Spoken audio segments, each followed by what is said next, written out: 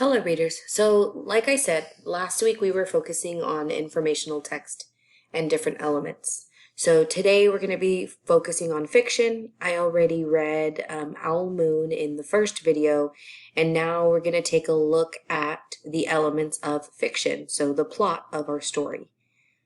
Here I have a story mountain to map the series of events that make up a story. This is called the plot. So remember, the plot is a series of events that make up a story. So when I'm reading my story, I'm following the curve as I'm reading to kind of tell me and help me map out my series. So first, we are introduced to a problem. It says, uh-oh, and we learn what the problem is in the story. And then we kind of say, uh-oh, again, and the problem gets worse as we're reading the story, right? We finally hit a point of, okay, the problem's starting to be resolved. And then we say, phew, that was close, it's over, right? And the story kind of comes to an end. We're going to focus on only the first part of our story or of our mountain, and we're going to look at our story, Owl Moon, to see what the setting is specifically. So when I first start reading my story, in the beginning of Owl Moon, the problem and the main character are introduced. We start seeing the beginning, the development of our story. So as you listen to the story Owl Moon and you follow along in the video, the first video, I want you to kind of pay attention to the different things that the author includes to set the stage for the story. So we really need to pay attention to the setting of the story, right? This kind of opens the scene for what to expect, and so we know more or less what the environment is, where are they in the story. So I'm going to reread here, and as I read, I want you to think about what the setting is, where the setting is. Think about a place that they might be, a time, maybe like a historical period, a time period, the time of day, like is it day, is it nighttime? What year do you think it is? What's the season? Is it winter, spring, summer, fall? And then the conditions that they're in. So looking at this picture, you're going to use context clues and kind of think about maybe what the weather might be. Is it raining? Is it sunny? Is it snowing? And then what kind of mood or atmosphere does this set while you're reading the story?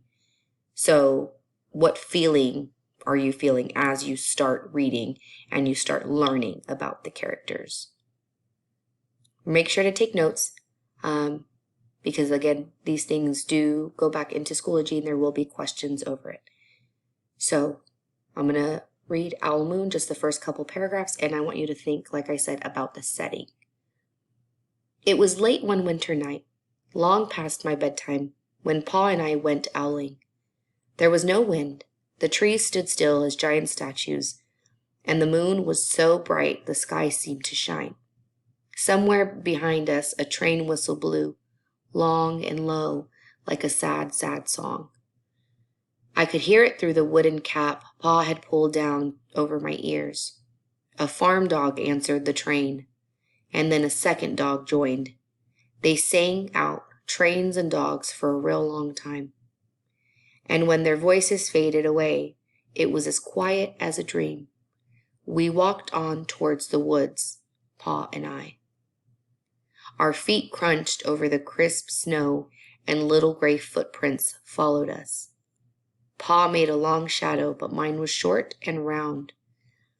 I had to run after him every now and then to keep up. My short round shadow bumped after me, but I never called out. If you go owling, you have to be quiet.